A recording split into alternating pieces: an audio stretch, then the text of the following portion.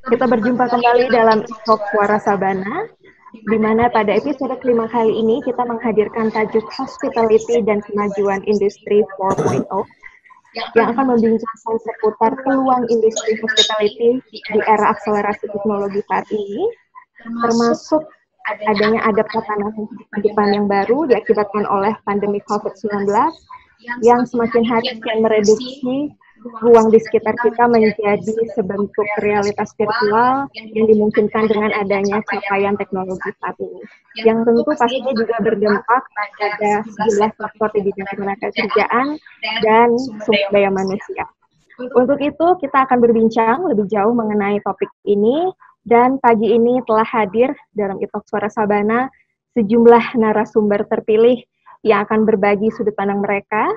Ada nanti perwakilan dari pemerintah pusat, pelaku pariwisata, pemerhati kemasyarakatan, sivitas akademika, wakil jejaring kota kreatif yang akan berbagi mengenai sudut pandang mereka terkait topik hospitality dan kemajuan industri 4.0. Untuk itu saya sapa terlebih dahulu Bapak Bambang Satrio Lelono selaku Dirjen Bina Latas Kementerian Tenaga Kerja Republik Indonesia. Selamat pagi Bapak Satrio. Selamat pagi Bapak-Bapak, Ibu-Ibu, narasumber. Terima kasih Bapak telah meluangkan waktunya untuk bergabung dalam Talk Suara Sabana kali ini, berbagi dengan kita semua. Dan saya juga ingin menyapa Bapak An Agung Gederai, selaku Kurator Seni Rupa, Promotor Seni Rupa di Bali, dan juga sekaligus founder dari Arma Institute dan Harma Museum and Resort. Selamat pagi Bapak Agung Rai.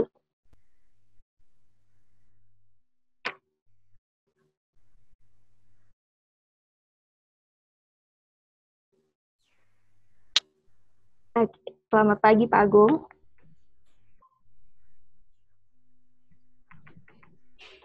Ya, terima kasih Pak Agung telah meluangkan waktunya untuk bergabung. Saya juga ingin menyapa Bapak Igede Wiwin Suyasa, selaku Certified Hospitality Educator dan juga Auditor Sertifikasi Industri Pariwisata Indonesia, sekaligus Kepala Badan Pengelola Pariwisata Batur UNESCO Global Geopark. Selamat pagi Pak Wiwin. Selamat pagi siswaan, Bapak-Bapak, Ibu, terima kasih bisa bergabung pagi ini. Iya, terima kasih Bapak Wiwin Suyasa telah meluangkan waktunya juga. Dan saya ingin menyapa Ibu Tini Gorda, selaku Sivitas Akademika, dan juga Kepala Pusat Studi Universitas Pendidikan Nasional. Selamat pagi. Om Swastiastu. Terima kasih Bu telah meluangkan waktunya Bu bergabung. Dan saya juga ingin menyapa Bapak Putu Swasta, selaku pemerhati kemasyarakatan dan juga kolumnis dalam sejumlah media daring di Indonesia yang akan berbagi. Selamat pagi Pak Putu. Pagi semuanya, Pak Bambang, Pak Agung, Pak Wiwin, dengan Bu Tini, semua lengkap. Mas Umo, Kepala Suku. Baik. Terima kasih Pak Putu telah bergabung. Dan juga saya ingin menyapa Kak Herman Umili, di mana dalam episode kali ini akan berbagi dari sudut pandang sebagai koordinator daerah NTT di Indonesian Creative Cities Network (ICCN). Selamat pagi Kak Umili. Selamat pagi semua. Baik, terima kasih Bapak Ibu narasumber telah meluangkan waktunya. Kita akan memulai diskusi kita mengenai hospitality dan kemajuan industri 4.0. Sebagai awal, barangkali saya akan mempersilakan kepada Bapak Dirjen untuk kiranya berbagi Pak, seperti apa update terkini mengenai kebijakan dari pemerintah pusat, mengenai kesiapan SDM kita, karena kita bicara tentang tantangan berlapis Pak. Selain kemajuan industri 4.0 juga rasanya banyak sektor yang harus berbenah terkait dengan new normal ini, konsep akselerasi dengan teknologi. Silakan Bapak Dirjen. Terima kasih Mbak Ulantu. Saya pernah membaca motonya dari dunia pariwisata di sini, dari Kementerian Pariwisata, yaitu start from people. Jadi dimulai dari dari manusianya. Jadi saya sangat setuju sekali karena saya ingat pada tahun 1992 itu Peter F. Drucker pernah menyatakan bahwa informasi dan pengetahuanlah yang akan menjadi kunci utama keberhasilan ekonomi di masa mendatang. Kemudian kita mengenal istilah knowledge based economy, di mana kebangkitan ekonomi, kemandirian ekonomi suatu bangsa, suatu daerah tidak lagi ditentukan oleh sumber daya alam, tidak ditentukan faktor letak geografis suatu daerah atau suatu negara, dan juga tidak ditentukan berapa jumlah tenaga kerja murah yang kita miliki, tetapi adalah seberapa banyak kita memiliki tenaga kerja terampil. Kali ini sejalan dengan berbagai kajian dari lembaga internasional semacam McKinsey yang menyatakan bahwa Indonesia ini memiliki peluang yang sangat besar menjadi negara terbesar nomor 5 atau 5 besar dalam ekonominya. Namun syaratnya adalah seberapa banyak kita memiliki tenaga kerja terampil dan merata di wilayah Indonesia. Oleh karena ini saya sangat senang sekali dengan Fitcon kali ini, di mana kita membahas masalah tenaga kerja sebagai sokok guru ekonomi kita. Kalau kita berbicara tentang peningkatan kualitas SDM, khususnya ke SDM Indonesia, setidak-tidaknya kita menghadapi 3 tantangan besar. Tantangan yang pertama adalah profil atau kondisi ketenaga kerjaan di Indonesia. Memang dalam waktu 5 tahun ini kondisi ketenaga kerjaan Indonesia secara gradual sudah membaik. Baik itu kalau kita lihat dari tingkat pengangguran terbuka 5 tahun yang lalu 6,18%, sekarang sudah di bawah 5%. Ini pertama kali Indonesia tingkat penganggurannya di bawah 5%, yaitu 4,99%. Begitu juga tingkat kemiskinan, kesempatan kerja yang diciptakan juga semakin banyak. Namun ini catatannya adalah, ini data dari BPS per Februari kemarin, sebelum adanya COVID. Nah, dengan adanya COVID, muncullah banyak pekerja yang di PHK, pekerja yang dirumahkan, atau orang yang tidak bisa berusaha karena kondisi pandemi COVID ini. Ya, ini tentunya kondisi ini semakin memberatkan. Dari angkatan kerja tersebut, angkatan kerja kita ini yang bekerja, itu 58%, kurang lebih 56%, hanya berpendidikan maksimal SMP. Bahkan rata pendidikan di Indonesia ini, data tahun 2019 hanya 8,7%. 8,7 tahun. Artinya kalau kita lihat rata Indonesia, orang Indonesia ini pendidikannya tidak ada yang lulus SMP. Karena hanya 8,7 tahun. Jadi kalau ada orang katakanlah beli putu ini sekolahnya dari Cornell University, tapi kalau dilihat dari drone karena beli putu ini nggak kelihatan, semuanya itu adalah nggak lulus SMP termasuk beli putu tadi. Nah inilah kondisi ketenaga kerjaan kita. Begitu juga lebih banyak yang bekerja di sektor informal dan sebagainya. Ini kondisi pertama atau tantangan pertama yang kita hadapi. Tantangan kedua adalah bonus demografi. Bagaimana kita ketahui sejak tahun 2012 sebenarnya Indonesia itu sudah menerima anugerah bonus demografi atau orang menyebutkan bonus demografi, di mana jumlah penduduk usia produktif itu lebih banyak dari yang tidak produktif. Bahkan puncaknya nanti kira-kira tahun 2030 jumlah penduduk usia produktif itu mencapai 70%. Namun demikian kalau jumlah penduduk usia produktif ini tapi produktivitasnya tidak ada atau tidak tinggi, itu justru menjadi bumerang kita.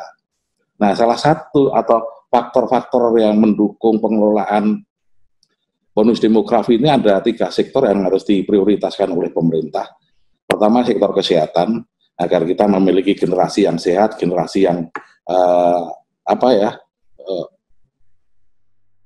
bisa menampilkan kompetensi yang optimal. Tentunya yang kedua adalah sektor pendidikan dan pelatihan vokasi ini harus kita prioritaskan. Dan yang ketiga adalah kita harus bisa menciptakan ekosistem ketenaga kerjaan yang fleksibel. Karena dunia berubah dengan sedemikian cepatnya, dengan sedemikian fleksibelnya, kalau ekosistem ketenaga kerjaan tidak fleksibel, tentunya kita akan ketinggalan. Dan tantangan yang ketiga adalah seperti topik kita kali ini adalah revolusi industri generasi keempat. Bagaimana bonus demografi, revolusi industri generasi keempat ini juga dimulai tahun 2012 ketika itu di Jerman.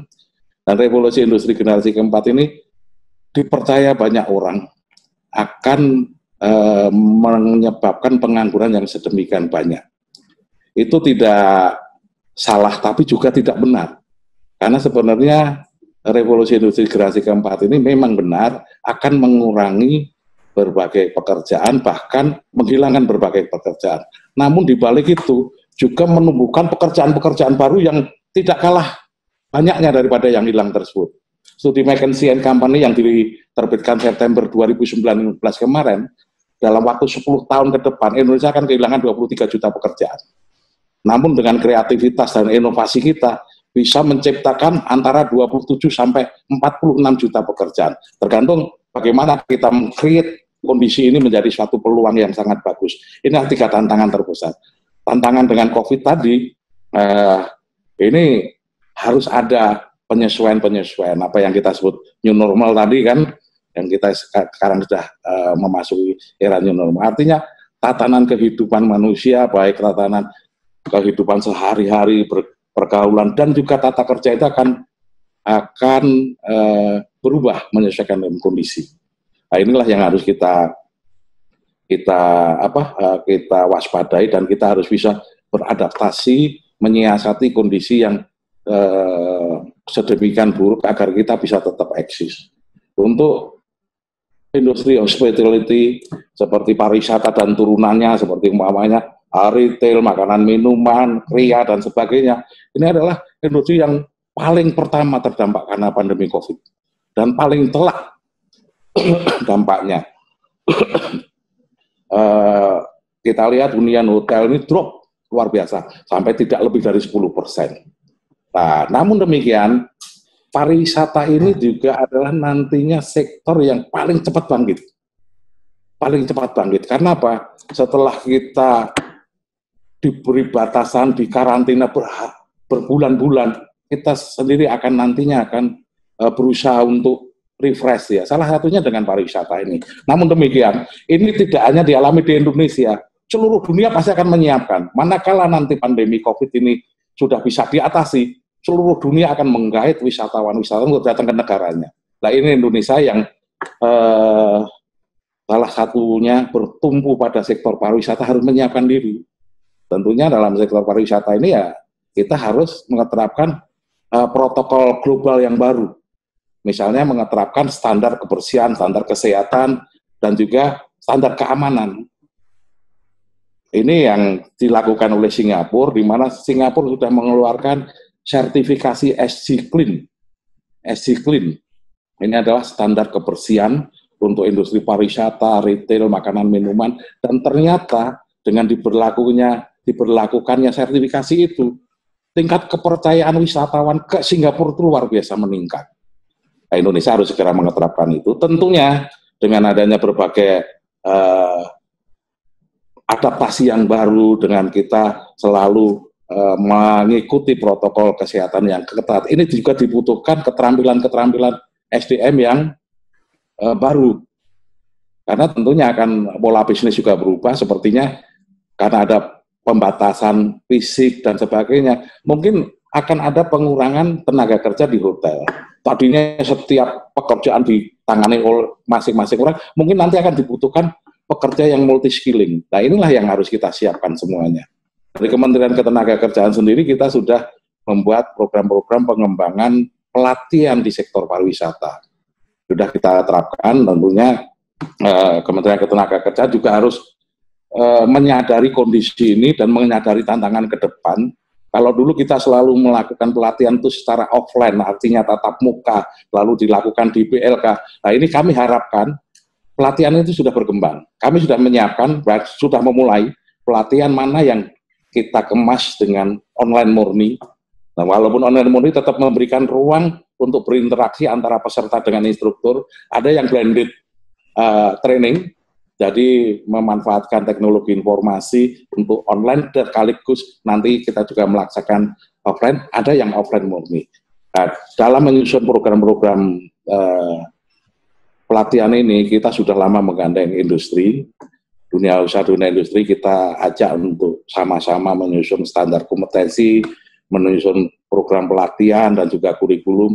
Bahkan kita juga sudah mengajak bukan hanya sekedar menyiapkan, tapi melaksanakan pelatihan. Artinya pelatihan bisa dilaksanakan di lembaga-lembaga pelatihan baik pemerintah maupun swasta, tapi pada praktek kerjanya, OJT-nya atau magangnya itu langsung di industri. Sehingga peserta pelatihan itu benar-benar memiliki keterampilan yang setidak-tidaknya mendekati kebutuhan industri.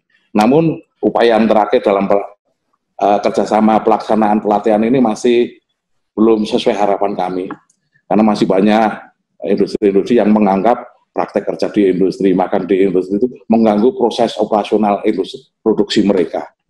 Mereka masih belum menyadari bahwa program-program tersebut sebenarnya sangat bagus sekali, baik untuk pemerintah, untuk masyarakat maupun untuk industri. Karena nantinya industri bisa langsung mendapatkan tenaga kerja yang kompeten, yang paling baik, yang sudah mengetahui budaya industri mereka. Sehingga mereka langsung bisa meningkatkan produktivitasnya. Itu sementara beberapa hal yang kami sampaikan, Mbak. Mungkin nanti akan kita tambah lagi. Silakan. Baik. Terima kasih Bapak Dirjen atas penjelasannya sebagai pengantar ya untuk diskusi kita selanjutnya dengan narasumber yang lain. Tentu ada beberapa adaptasi yang juga yang dilakukan di tatanan kebijakan pemerintah untuk menghadapi tantangan industri 4.0 ini ya, terutama di bidang sektor atau industri pariwisata dan hospitality. Saya ingin bertanya kepada Bapak Agung Rai. Pak Agung, sebagai founder Arma Institute dan Arma Museum and Resort, Pak Agung, bisa cerita seperti apa sebenarnya pandemi COVID-19 ini berdampak di pariwisata atau hospitality di Ubud, Bali, Pak? Mungkin bisa cerita terlebih dahulu. Baik, Silakan, sebetulnya baiklah, Bapak Ibu yang saya hormati, ini merupakan fenomena baru ya, bahwa dampak dari pandemik 19 ini terjadi begitu tiba-tiba dan benar-benar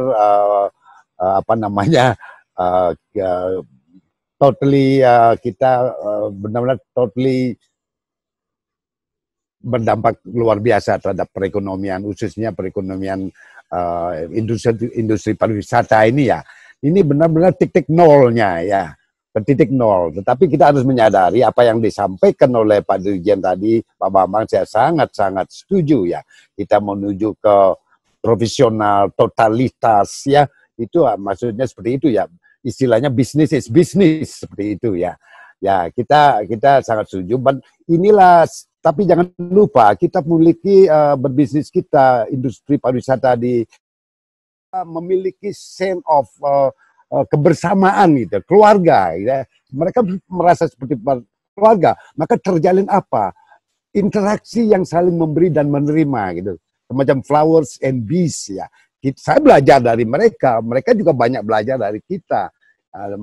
Jadi kita harus tahu itu bahwa wisatawan-wisatawan yang berkunjung ke daerah tertentu, contohnya di Ubud, berbeda dengan wisatawan-wisatawan kemanapun ya, ke Singapura, ke Kuta, ke Seminyak, ke Nusa Dua, itu sangat berbeda. Mereka punya pilihan apa yang mereka cari. Ini sebenarnya spiritualnya, alamnya, kedamaiannya seperti itu ya.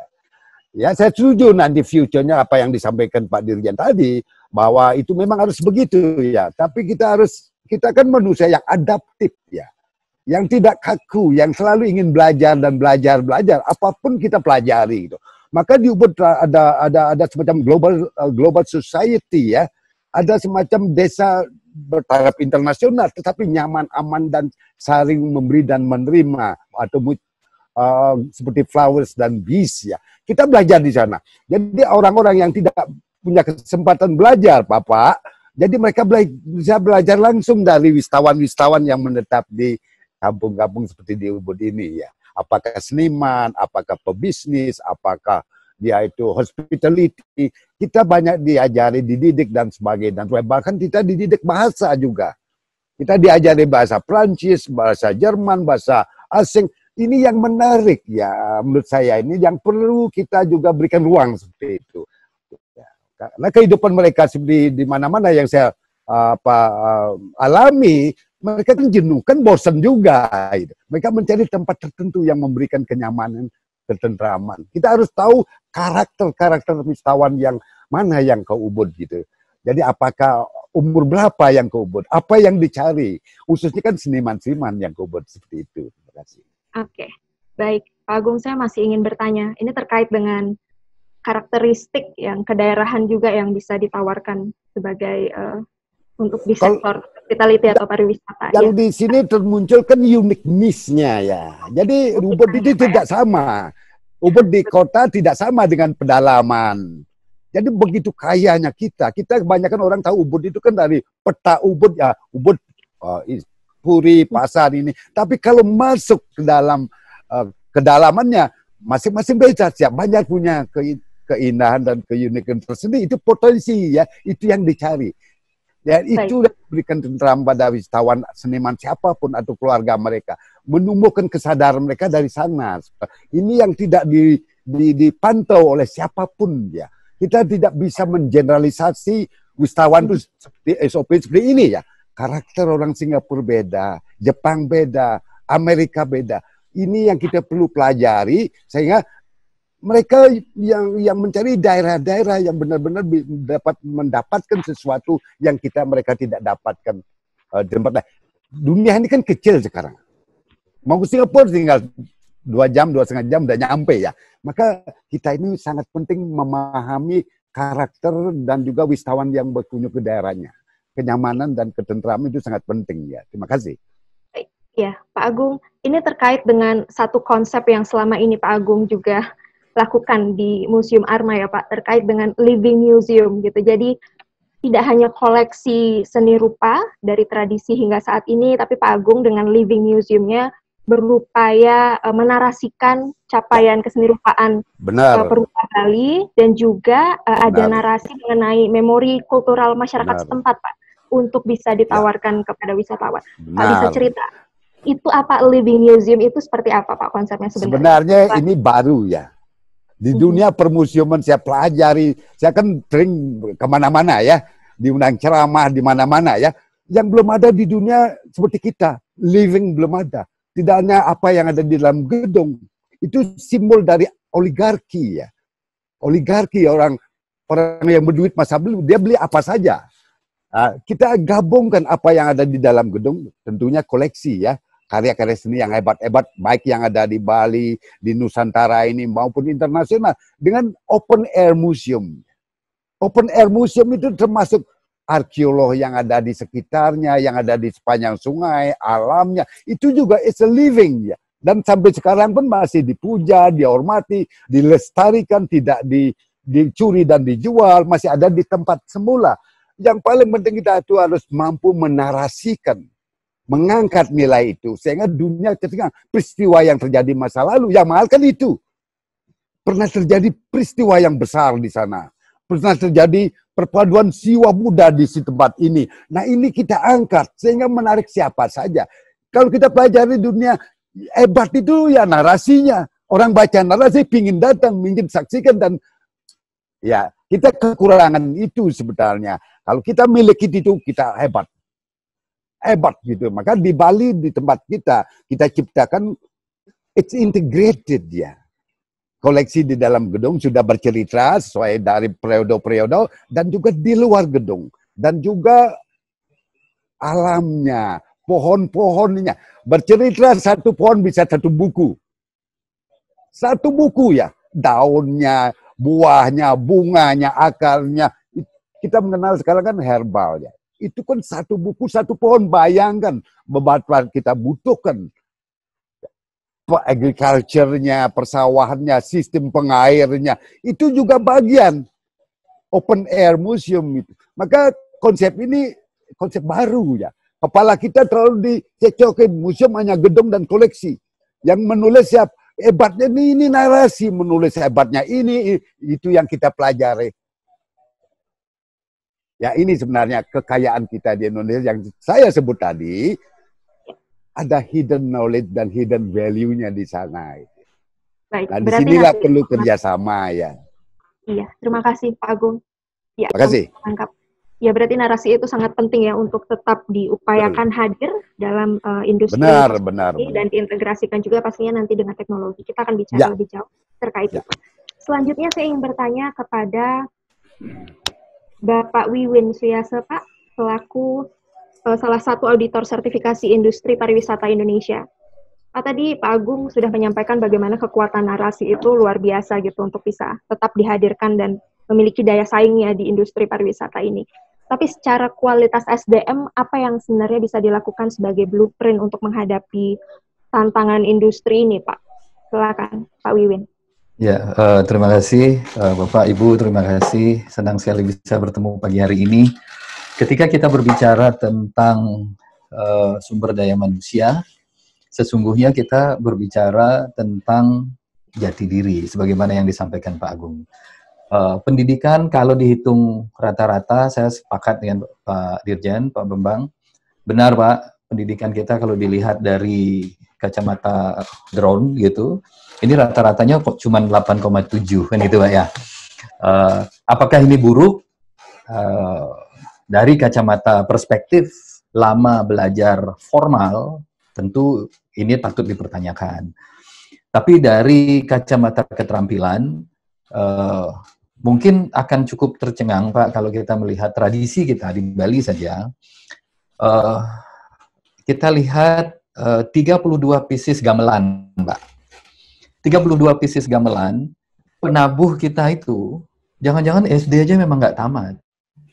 Tapi 32 unit gamelan kemudian dikomposisikan menjadi satu, dan itu bisa begitu indahnya. Nah ini kan kita tidak bisa mengatakan bahwa pendidikan formal itu menjamin kualitas sumber daya manusia yang baik. Tapi kalau kacamatanya adalah kacamata akademik, itu benar. Nah, pariwisata, mungkin saya kebetulan hidup dan lahir di situ, begitu. Pariwisata adalah kompleks sekali urusannya. Walaupun mayoritas sekarang ketika berbicara pariwisata, mayoritas orang berpikir adalah tamu, domestik maupun mancanegara, hotel, restoran, dan segalanya. Padahal, ketika kita berbicara pariwisata, kita sesungguhnya berbicara seluruh aspek dan sendi kehidupan. Dari petani, saya tidak bisa bayangkan gitu. Sekarang ini orang sedang memperdebatkan, Pak, pariwisata, pertanian seolah-olah berbenturan. Sebenarnya sangat tidak benar, cuman karena mainstreamnya begitu kan nggak mungkin teriak-teriak sendiri loh. Ya, contohnya begini, hasil pertanian dan hasil industri itu adalah sebuah produk. Semua produk ini kalau kita istilahkan di augmented produknya adalah pariwisata. Pendidikan sendiri adalah produk, tapi pariwisata bisa mengemas pendidikan ini menjadi produk premium yang luar biasa. Dan si narasumber produk premium ini tidak harus profesor. Contoh misalnya ketika kita berbicara tentang masakan Bali, tentang budaya Bali. Itu adalah augmented product. Informasi 4.0 saya memaknainya sebagai era informasi. Tidak lagi era IT, teknologi semata, tidak. Tapi ini adalah era informasi. Yang harus kita lakukan sekarang adalah mengemas all those information dalam kemasan ter-augmented, dan itulah yang disebut dengan pariwisata. Jadi seluruh sendi kehidupan kita sesungguhnya adalah pariwisata. Nah, berbicara tentang kesiapannya, orang yang paling paham Indonesia atau orang yang paling paham Bali adalah orang-orang yang hidup di Bali. Walaupun dia bukan orang Bali saja, gitu ya. Orang yang hidup di Bali. Nah, ada dua hal yang ingin saya sampaikan, Pak Jen. Satu adalah ketika berbicara 4.0, kita tidak berbicara komputerisasi, robotisasi saja, tidak. Kita berbicara tentang penataan informasi. Nah, ketika kita berbicara penataan informasi, termasuk informasi pendidikan dan keterampilan, kalau saja boleh ada relaksasi, Pak, saya kebetulan juga di Batur, UNESCO Global Geopark. Di Batur ini ada 59.000 tenaga kerja. Daerah Kintamani ini, Pak, wilayah kerja kami, Batur Global UNESCO Global Geopark ini ada di 48 desa. Nah, Kintamani, Bapak mungkin tahu, kawan-kawan di Bali apalagi Beli Putu tahu, Kintamani ini relatif terbelakang. Dari sisi ekonomi, di kabupaten yang paling rendah perekonomiannya dan lain sebagainya. Tapi, kalau saja, sekaligus nih mohon curhat dan mohon bantuan nih Pak Dirjen, 56.000 tenaga kerja ini rata-rata mereka adalah yang SMP, kemudian SMA yang akan tamat. Yang paling besar itu justru adalah anak-anak kelas 5, kelas 6 SD. Nah, yang bisa kami lakukan dan bisa kami bayangkan adalah ke crash program untuk pariwisata. Nah, ketika pariwisata, saya tidak berbicara tentang menjadi pegawai hotel, menjadi pegawai restoran, tidak. Tapi saya berbicara tentang bagaimana mereka, anak-anak ini adalah the changing agent untuk satu, kesehatan lingkungan. Yang kedua adalah pelestarian alam, karena UNESCO Global Geopark sasarannya itu. Yang ketiga adalah mengenal geografi alamnya. Jadi anak-anak yang tersebar di 48 desa ini akan kami ajarkan, atau ayo kita sama-sama ajarkan tentang desanya dulu. Kalau zaman dulu Pak, saya di sekolah di SD gitu, kan sekolahnya di kampung nih Pak. Jadi yang pertama kali dilakukan adalah mengenal wilayah sendiri dulu. Nah, ini yang akan kita lakukan. Kenapa ini penting? Karena ketika nanti ada wisatawan berkunjung, dia bisa menjelaskan tentang desanya. Ini jujur-jujuran saja Pak. Kalau ada anak kecil, anak SMP, anak remaja, berbicara tentang lava yang sudah membeku di kaki gunung, di desanya, anak remaja ini berbicara dengan semangat, dibandingkan seorang guide profesional berbicara juga dengan semangat. Kalau saya menjadi tamu, Pak, saya lebih mendengarkan yang remaja itu. Karena apa? Karena di kepala, di kacamata saya, oh anak ini tahu betul desanya dan dia proud of their own villages. Nah, mestinya begitu di setiap pola pendidikan keterampilan ketika berbicara kepariwisataan. Nah, itu satu sisi, Pak. Nah, yang kedua, menanggapi tentang produktivitas. Memang tenaga kerja kita besar dan seolah-olah produktivitasnya rendah. Saya kira tergantung alat ukurnya lagi. Nah, kebetulan kalau di dunia manajemen perhotelan, Pak, selalu kita itu membandingkan antara productivity di kepala kita kan uang nih, Pak. Revenue berbanding man hour. Inilah yang sering menjadi tolok ukur umum yang kita pakai, dan ini memang pendekatan barat banget gitu. Namun yang berusaha kami lakukan di sertifikasi usaha adalah productivities ini adalah perbandingan antara jumlah unit kerja yang harus diselesaikan berbanding jumlah man hours yang ada. Nah, saya kira kalau kita mau jujur gitu, produktivitas kita kalau dihitung menjadi uang itu akan sangat rendah. Contoh saja, contohnya begini, kalau kita bawa ke penari saja, Pak. Seorang penari Bali rata-rata satu kali tarian itu rentangnya 8-12 menit lah. Dia menari satu malam, paling-paling dapat uang 20.000, 25.000. Ini yang ditanggap Pak ya, bukan menari di ini. Nah, tapi kalau kita lihat produktivitasnya berbanding uangnya mungkin tidak besar Pak. Tapi di dalam menari sekian unit kompetensi yang harus dia selesaikan itu dahsyat. Dalam 8 menit itu kompetensi nafas, gerak, langkah, pemahaman lagu, penonton, wah itu luar biasa produktivitas kalau dari sisi situ. Jadi saya tidak khawatir banget lah tentang produktivitas anak-anak muda kita. Kalau kacamatanya adalah kacamata pekerjaan, gitu.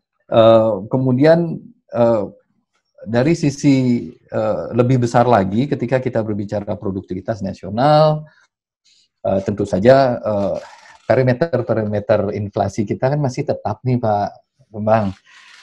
Kalau perimeter inflasi kita di zaman 4.0 ini itu masih di otomotif, properti, itu kan memegang kendali utama di inflasi. Padahal ketika 4.0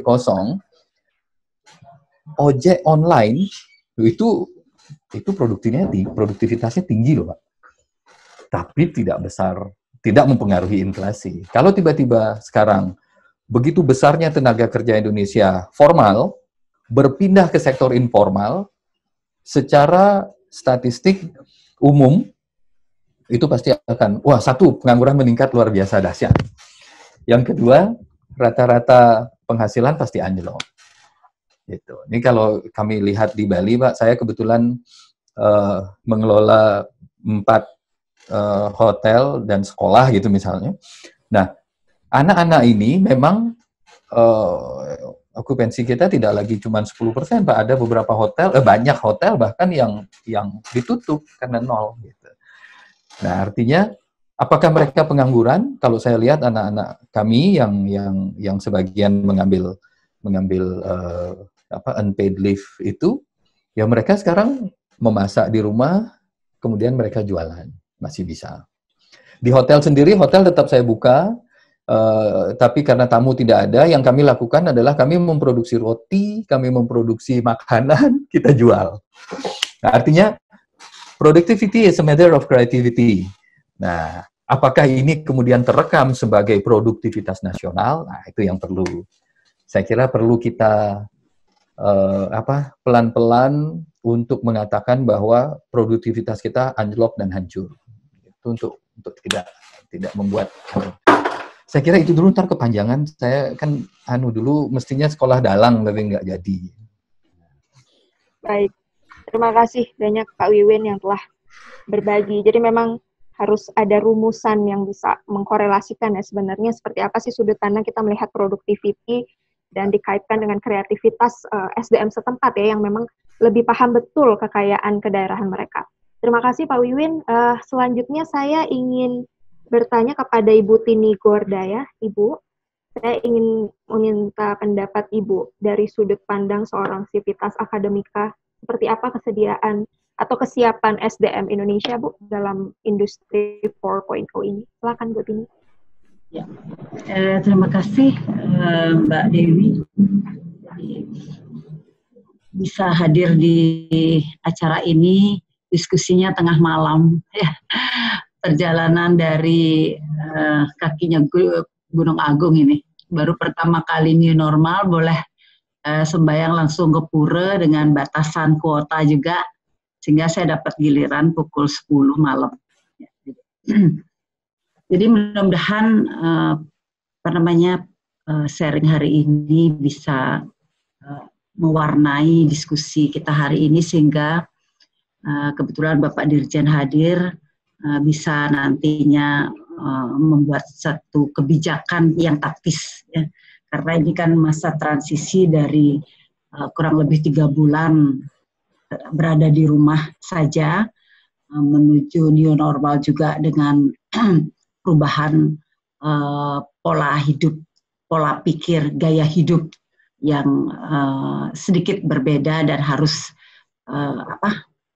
melakukan protokol kesehatan yang memang ya sebenarnya memang harus adaptasi, kita harus segera, karena kalau tidak ya denyut nadi ekonomi itu pasti pelan-pelan akan titik nol ya, jadi ke titik nol. Tapi kalau saya ingin berbagi, kalau ketika kita bicara tentang kearifan lokal, ya, jadi Indonesia ini kaya sekali dengan kearifan lokal. Nah, seperti tadi Pak Agung juga mengatakan bahwa sebenarnya kalau kita memanfaatkan kembali, memunculkan kembali spirit dari kearifan lokal, posisi sumber daya manusia, posisi kita tuh sebenarnya menjadi orang yang sangat fleksibel.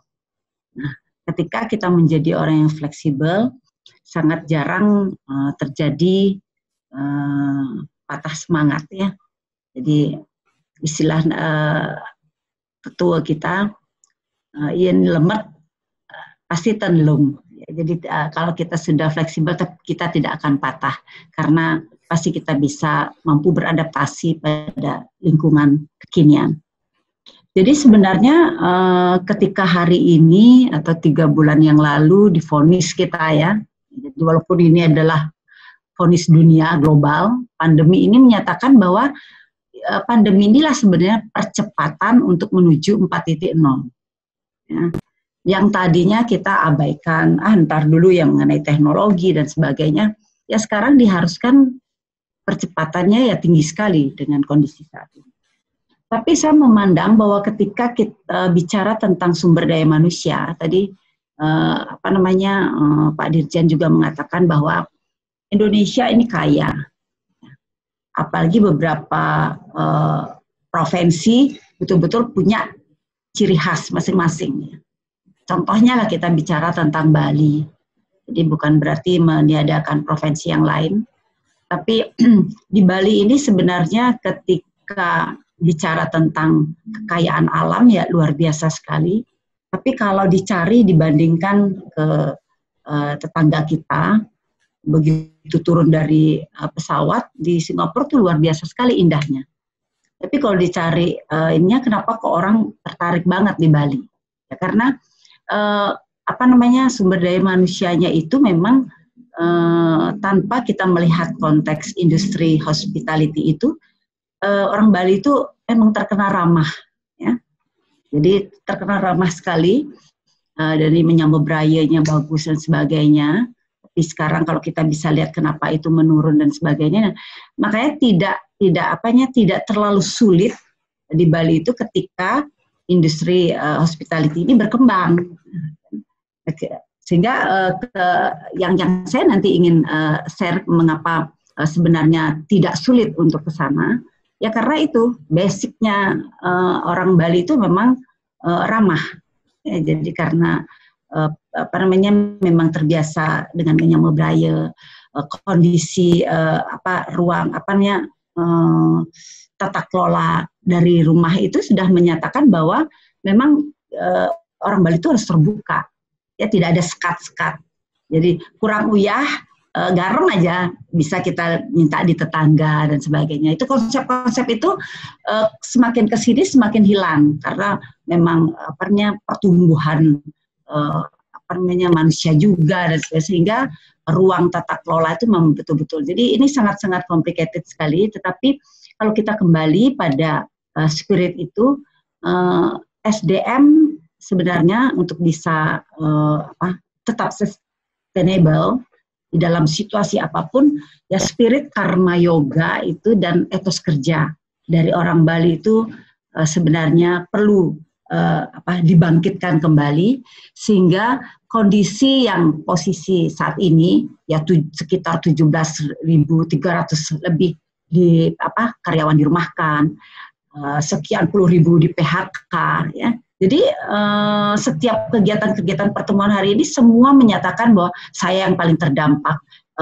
sektor ini terdampak. Kalau dicari ini semua terdampak, ya. Jadi semua terdampak. Saya sendiri sebagai dosen juga terdampak karena mahasiswa 3 bulan ini SPP-nya minta dikembalikan Pak karena kuliah saya nggak ada. Kan bayar gedung kenapa kan nggak 3 bulan ini dalam setahun bayar gedungnya 3 juta, 3 bulan saya nggak pakai diskon dong. Nah sedangkan uang itu kita kelola untuk, apalagi saya perguruan tinggi swasta kan semuanya dari betul-betul dari pendapatan dari student body itu. Nah ini sudah menjadi gaji, sudah menjadi ini. Nah itu pun ada beberapa yang memang ini, tetapi kenapa ada yang memang masih merasa bisa melanjutkan atau bisa sumringah, bisa denyut nadinya berjalan, ya karena kalau saya boleh mengutip dari Atharva Weda itu tentang kerja itu, bahwa Tuhan hanya menyayangi orang yang bekerja keras Ya.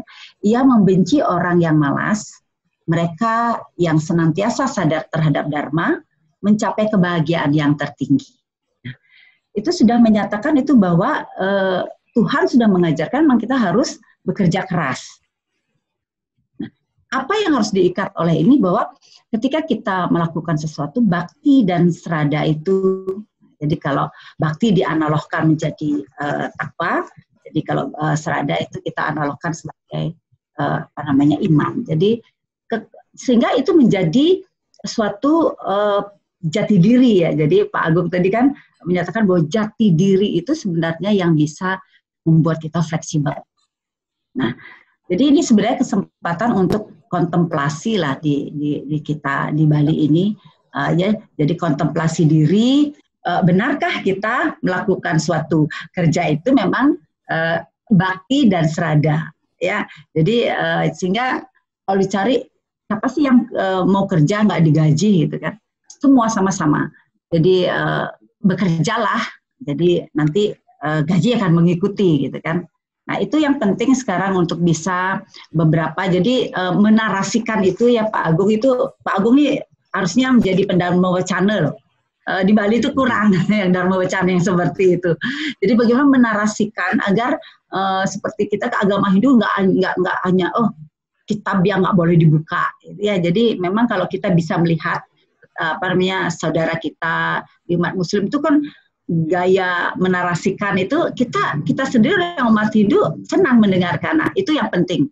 Nah, motivasi di saat kondisi saat ini kita perlu untuk diberikan agar betul-betul kita bisa move on. Nah, kembali pada karma yoga. Jadi apa sih sebenarnya itu karma yoga? Jadi kalau kita bicara tentang kerja, itu adalah sebuah karma memang yang harus kita lakukan, yang kita tidak boleh hitung-hitungan rupiahnya, ya, RP-nya saja PR-nya saja yang dibicarakan, ya, RP ngikutin. Tapi kalau pertanyaan lagi, kita ini sedang lapar, emang kita bisa menyelesaikan PR gitu kan? Nah, kalau memang ini karma yoga menjadi suatu habit, suatu kebudayaan, suatu kebiasaan, itu memang tidak akan lekang dimakan waktu. Ya, jadi ini akan menjadi suatu etik, jadi suatu etos kerja yang menjadi etika kita dalam bekerja. Nah, di hospitality ini kan ini yang terpenting. Ketika industri tentang keramahan, apa sih modal yang diutamakan? Ya itu tentang bagaimana kita bisa melakukan suatu pelayanan secara totalitas. Ya. Jadi sebenarnya ketika situasi ini akan menjadi suatu seleksi alam, ya, seperti tadi Pak Wiwin punya hotel, ya, walaupun tidak bisa menerima tamu, tapi karena mempunyai suatu situasi jati diri yang memang bakti dan srada, itu bisa diinovasi. Nggak harus menerima tamu, tapi kita bisa, apa yang kita bisa pelayan terhadap tamu, dari makanan dan sebagainya. Dan itu kan tetap urusan makan, urusan perut itu tidak akan pernah mati dengan situasi pandemi ini. Ya, jadi untuk berubah secara total itu tidak ada keterkejutan kalau memang kita sudah mengatakan bahwa bakti dan srada dan bekerjalah. Kalau kita sudah bekerja, ya akan mendapatkan suatu hasil. Jadi nilai-nilai yang harus dilakukan di dalam etos kerja ini, saya ingin membawa secara universal. Jadi saya punya bawa semangat ketika saya melakukan beberapa kegiatan-kegiatan bersama komunitas saya dan sebagainya. Karena kebetulan selain saya juga menjadi generasi kedua, saya Prof. saya sebagai seorang lanjutan dari generasi kedua ini. Kalau saya tidak diberikan suatu pemahaman tentang karma yoga dan etos kerja oleh ayah saya, ya mungkin saja saya di generasi kedua sudah menghancurkan apa yang menjadi warisan dari orang tua. Jadi Astugara sampai hari ini tetap bisa berjalan dengan baik karena memang koridor tentang bahwa kerja itu adalah suatu bakti dan srada. Jadi saya ingin membawa suatu kesimpulan dari bagaimana kita mengimplementasikan Karma Yoga menjadi etos kerja itu adalah yang sustainable itu kalau kita bisa membuat suatu karakter baru, tapi rohnya ada di kearifan lokal. Ya, jadi saya membawa karakter yang harus dipertahankan, dimunculkan di dalam sebagai sumber daya manusia agar tetap good, trustworthy, and smart. Itu melekat sekali dengan industri hospitality. Ya, jadi untuk pelayanan, keramahan. Jadi good itu saya sebagai setiap orang tuh wajib ya berpikir baik, ya berkata yang baik dan bertindak yang baik. Dalam kearifan lokal itu dinamakan sebagai Trikaya Parisuda. Nah, itu. Jadi harus orang berbuat baik. Jadi ya sekecil apapun harus berbuat baik dari pikiran, dari perkataan dan tindakan. Nah, trustworthy itu kalau setiap orang harus dapat dipercaya. Jadi bagaimana caranya kita harus dapat dipercaya? Ya kita harus pertahankan konsep good tadi. Trikaya Parisuda itu harus kita secara konsisten bisa kita implementasikan. Nah, seperti tadi living museum ya.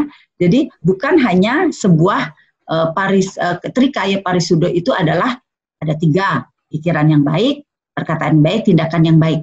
Nah, itu hanya sebuah pengertian. Tetapi gimana biar itu hidup di dalam diri kita, dilihat dari di luar dari lingkungan kita itu ya kita harus implementasikan, harus dieksekutor secara konsisten. Nah, terus yang ketiga yang smart itu, nah itu kembali lagi bahwa tadi Pak Bambang bilang bahwa seberapa besar kekayaan alam kita kalau tidak dikelola oleh sumber daya manusia yang betul-betul kompeten, sumber daya alam akan tergerus. Jadi kalau ingin kita menyelamatkan sumber daya alam, jadi tingkatkanlah kualitas dari sumber daya manusia, baru akan mencapai suatu kesejahteraan yang berkeadilan. Nah, smart itu ya seperti tadi kreativitas, ya, inovasi, dan yang terakhir adaptasi. Nah, ini yang 3 ini yang sebenarnya yang harus kita share di dalam situasi ini. Kalau kita nggak kreatif pasti kita mati. Ya, kita akan menyalahkan pemerintah.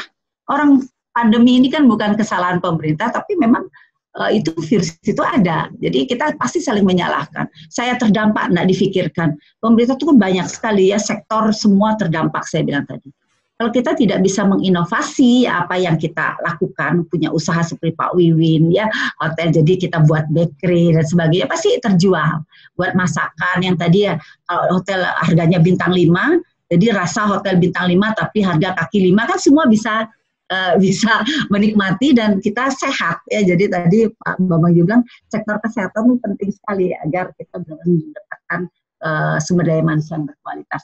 Yang terakhir itu adalah adaptif. Kita harus adaptasi ya. Sekarang di normal kita harus adaptasi.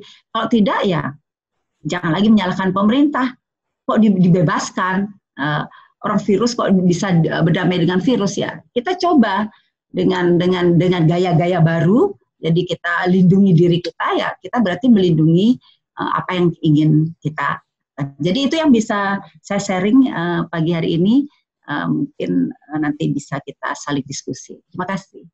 Ya, terima kasih Bu Tini yang telah berbagi ya. Ini melihat kualitas SDM kita dari sudut pandang filosofi yang diharapkan bisa menjadi etos kerja, menjadi bentuk kelenturan masyarakat kita ya untuk bisa tetap sustain apapun bentuk zaman yang akan mengalir ke depannya. Baik Ibu, terima kasih. Selanjutnya saya akan bertanya kepada Bapak Putu Swasta, selaku pemerhati kemasyarakatan. Pak Putu, bisa cerita sedikit seperti apa tangkapan Bapak selama ini mengenai kesiapan SDM kita di era industri 4.0 termasuk menghadapi new normal ini. Silakan Pak Putu. Selamat siang teman-teman semua. Memang industri pariwisata itu industri yang paling rentan itu. Industri hospitality itu kan termasuk bagian daripada industri hospitality. Itu rentan betul itu kan ya. Bali mungkin bisa stabil, tapi kalau di tempat lain tidak stabil itu nggak mungkin orang datang sini. Tapi kemudian kalau dibilang bahwa di satu tempat Sanur, Kuta ada kolera, orang tidak akan pernah datang ke sini. gitu loh kan ya. Jadi itu industri sangat rentan sekali. Tapi mata rantainya memasuki semua segi kehidupan. Coba sampai sekarang industri pariwisata nih. Jadi hotel-hotel hampir tutup semua. Hotel-hotel ini tutup semua. Itu mempengaruhi apa? Pertanian, mempengaruhi industri transportasi, mempengaruhi apa namanya dagang-dagang di pasar Kerenang karena suplai itu kan, mempengaruhi perkebunan, dagang bayam, dagang kol yang ada di Budugul itu semua berpengaruh. Manggis pun tidak bisa dikirim ke Cina dulu kan ya, makanya harga manggis sampai 5.000 1 kilo itu kan ya. Jadi ini berpengaruh pada semua sektor kehidupan. Jadi memang industri hospitality ini adalah merupakan bagian yang paling penting adalah industri bayangan. Membayangkan orang. Kalau orang traveling itu orang membayangkan apa yang dia siapkan itu. Yang dia siapkan itu adalah mencari semua informasi yang ada itu kan ya. Kan kalau kita traveling ke mana-mana, kita beli lonely book, kemudian kita bisa pergi. Dan itu semua kemudian ditata dengan baik sekali. Dengan memasuki apa namanya industri 4.0 itu, jadi 6 langkah itu kita harus beradaptasi. Kita harus menyiapkan diri kita. Jangan menyalahkan tempat lain. Kan orang sering menyalahkan orang luar, Cina susah, orang Amerika susah. Tapi diri kita kalau nggak kita siapkan di sini, itu pasti celaka itu. Udah tidak mungkin nggak celaka itu kan ya. Kan saya masuk di dalam industri pariwisata udah lama juga dengan Pak Agung Rai itu kan ya. Jadi kita punya 6-7 resort yang besar-besar sekali itu kan ya. Anak buah karyawan sekarang itu tidak kita jual roti, tapi kita training, latihan, dan kemudian kita saring orang-orang yang ada untuk menghadapi ini. Karena kita akan memasuki, Anda bisa bayangkan dengan 4.0 itu, travel agent hampir semua bangkrut. Orang bisa beli tiket di Traveloka, orang bisa beli paket tour itu di Traveloka, udah langsung barangnya ada, harganya ada, dan semuanya barangnya ada. Kemudian apanya? Ini yang 4.0 itu, taksi, orang tidak perlu nyetop taksi di pinggir jalan, taksi sudah mati semua. Aplikasi yang main itu kan ya. Punya satu aplikasi kayak Grab itu, dia bisa punya kira-kira 5.000 taksi pada saat yang sama, 100.000 taksi pada saat yang sama. Tidak perlu punya taksinya, gitu kan. Tapi orang semua store akan ke sana. Jadi itulah dunia masa depan yang kita hadapi. Anda bisa kemudian bayangkan Google, Facebook, Instagram, YouTube, kemudian apalagi WA, Twitter itu dunia tiap hari, itu kebutuhan dasar, basic ini yang kita hadapi. Jangan ini kemudian ditolak menjadi barang haram, tapi di sana kita memasuki dalam pasar global, gitu kan. Pasarnya betul-betul besar sekali. Di samping itu besar juga kita harus yang paling penting kita menyiapkan diri kita untuk masa depan. Karena masa depan itu kan sesuatu yang niscaya itu akan berubah terus-menerus itu kan ya. Itulah makhluk yang baru namanya COVID ini kan ya. Kami dengan Gong Rai itu udah keliling Cina kemarin. Sama Gong Haji itu kita keliling diundang sama pemerintah Cina, diajak itu keliling Cina sama pemerintahnya itu, dimasukkan 3-4 provinsi. Jadi kita belajar juga dari sana, bagaimana namanya work ethic tuh orang-orang Cina itu bekerja tuh kan ya.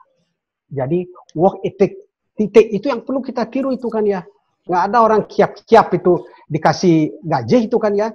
Kalau orang libur, tapi gaji bisa libur nggak? Itu kan itu pertanyaan itu yang konkret itu kan ya.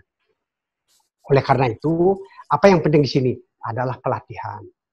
Kalau Bu Dini disupport sama Pemda tingkat 1 Bali, dikasih duit, dikasih pelatihan, jago tenaga kerja kita, dikasih itu pelatihan.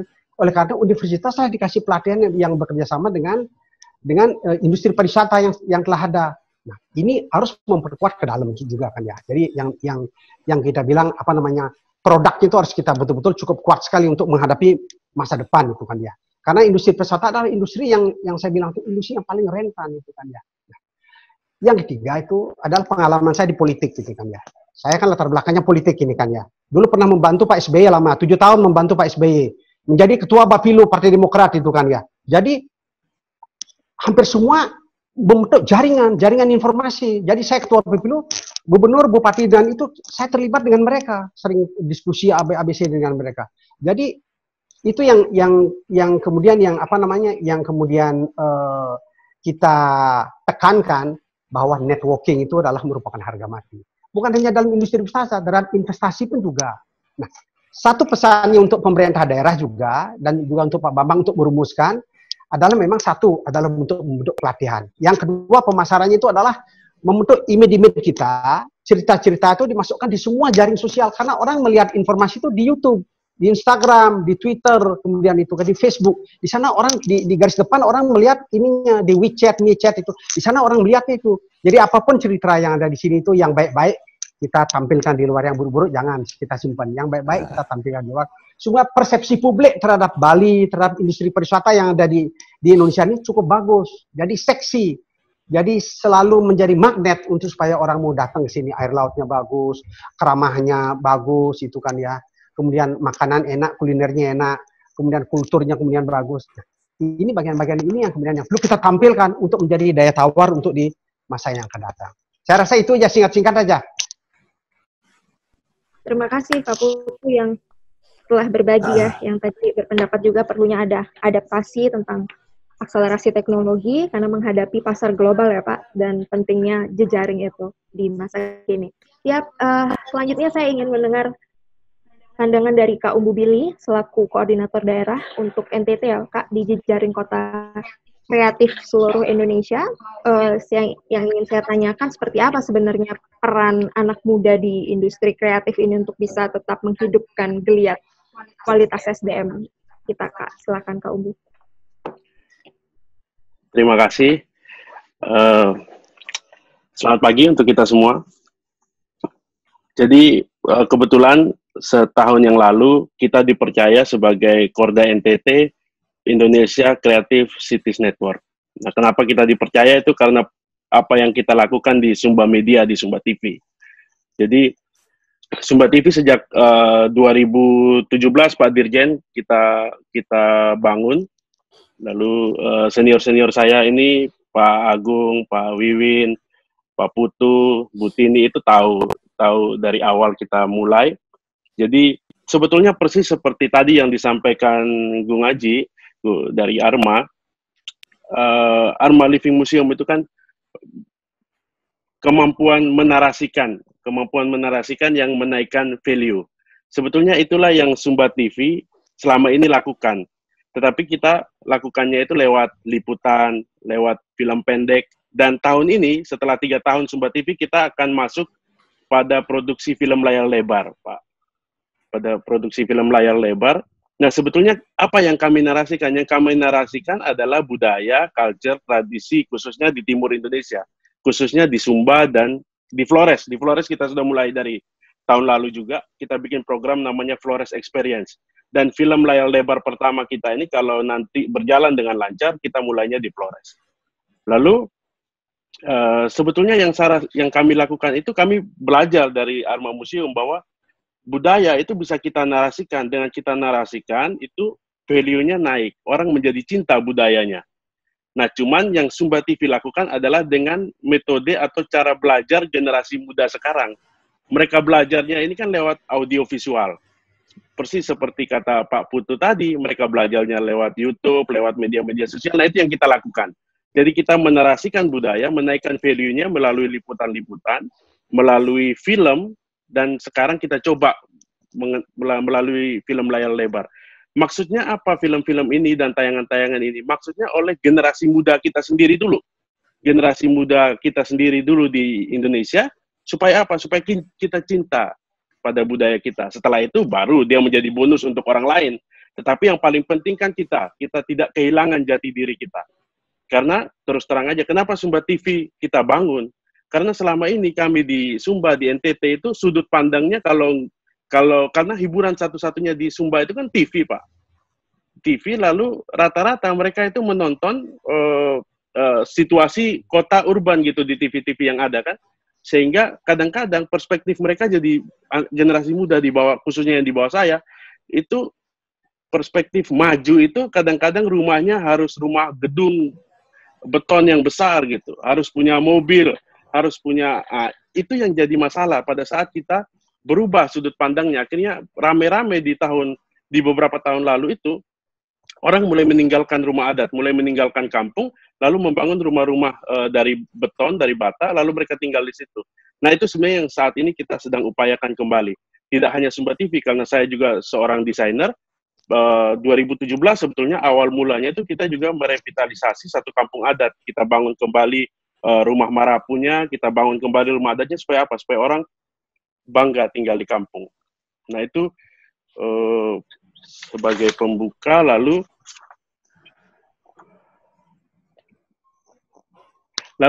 soal COVID ini kami memaknai persis seperti tulisan Romo Magnis beberapa waktu lalu bahwa ini tombol restart. Jadi pada saat COVID ini sangat berlimpah informasi, banyak teman-teman kreator film juga mengupload filmnya secara gratis di YouTube misalnya, lalu banyak sekali webinar-webinar yang berkualitas, kami manfaatkan Pak. Kami belajar, lalu kemudian kita juga ingin terus berproduksi, kita bikin program eTalk ini, dan ternyata bagus. Bermanfaat lah. Ternyata bermanfaat, kita bikin juga program podcast, dan yang paling penting sebenarnya kita belajar. Jadi kami jadi punya kesempatan untuk mereview program-program yang mana yang kami sudah bikin dari 2017 sampai saat ini, yang mana kita rasa tidak efektif, kita bisa hapus. Lalu kita lahirkan program baru seperti eTalk, dan juga kita putuskan untuk masuk ke film layar lebar. Itu karena sebetulnya ada dampak positif dari COVID-19 ini buat kami, begitu. Lalu berkaitan dengan SDM, Pak. Kenapa kita di Sumba Media sudah 3 tahun ini kami sangat konsentrasi dan sangat yakin dan fokus, karena kami yakin bahwa industri kreatif ini adalah industri masa depan Indonesia. Industri masa depan Indonesia tentu tidak terpisahkan dari hospitality dan tourism sendiri, industri pariwisata. Ini saling berkaitan. Dan di masa depan kami yakin bahwa apapun industri atau apapun yang dibangun oleh anak-anak muda dari sisi pekerjaan dan lain-lain, pasti akan mempunyai keterkaitan dengan industri kreatif. Pasti. Minimal dari sisi promosinya, minimal dari sisi yang lain gitu. Tapi industri kreatif ini menurut kami, atau menurut analisa beberapa teman itu, akan menjadi pendukung utama dari banyak sektor yang kita punya. Dan Presiden Jokowi sendiri beberapa tahun lalu pernah menyampaikan bahwa ekonomi kreatif harus menjadi tulang punggung ekonomi Indonesia di masa depan, khususnya di Indonesia Maju 2045. Nah, di NTT kami mulai dari Sumba dan di Sumba, dan sekarang kita juga masuk ke Flores, Pak. Kita ingin pada saat Indonesia Maju itu SDM kami ini bukan seperti sekarang. SDM di Timur Indonesia, di NTT, itu ada stigma dalam diri kami sendiri bahwa kami sedang tertinggal. Nah, kita sedang mendesain bahwa di 2045, di saat Indonesia Maju, kami ada di bagian Indonesia Maju itu, tidak hanya di belakang, sehingga banyak sebetulnya yang sudah kami lakukan, termasuk tadi berkaitan dengan ICCN, Pak, Indonesia Creative Cities Network itu.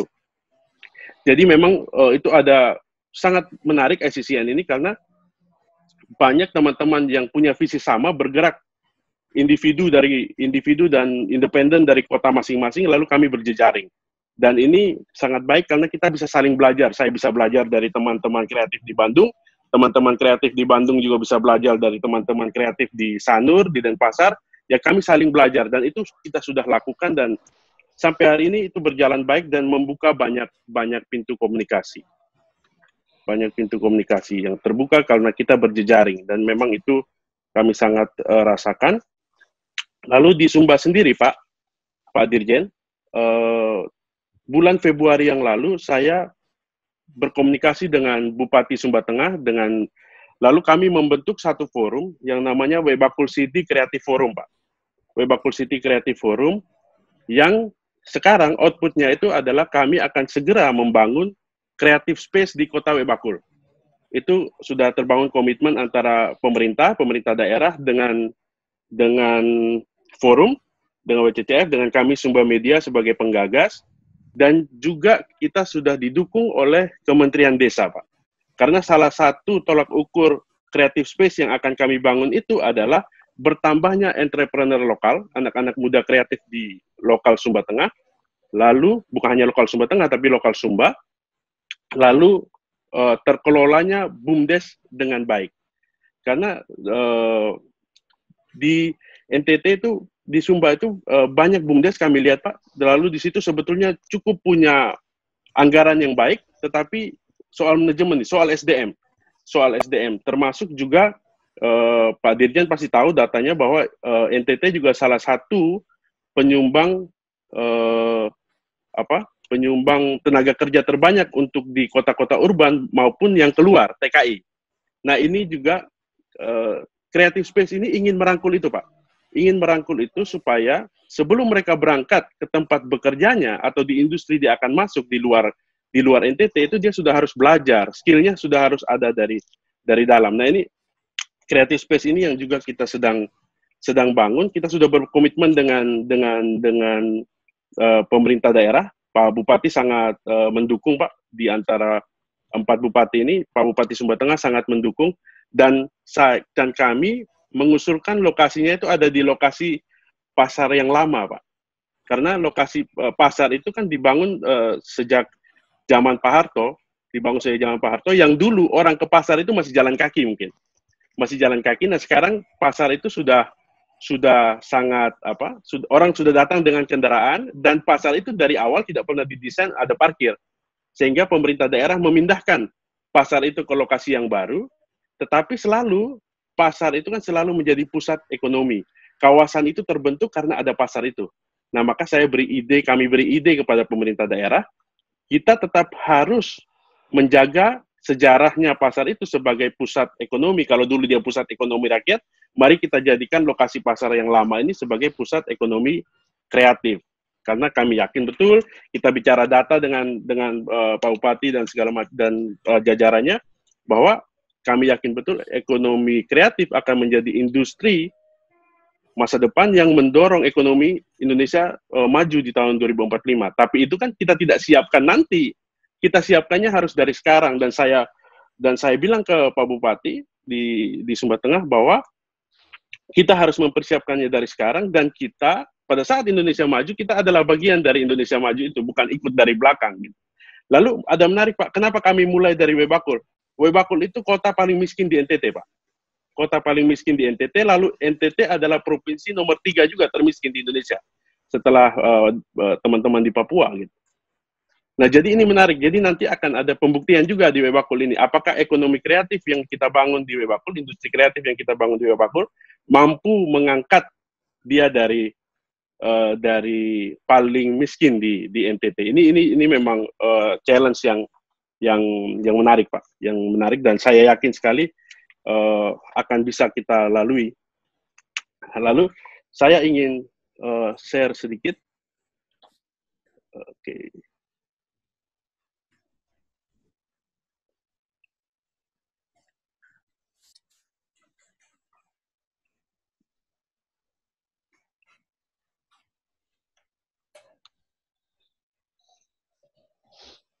Nah, jadi ini Pak, kurang lebih desainnya. Ada sedikit perubahan, saya membuatnya lebih sederhana dan lebih lokal.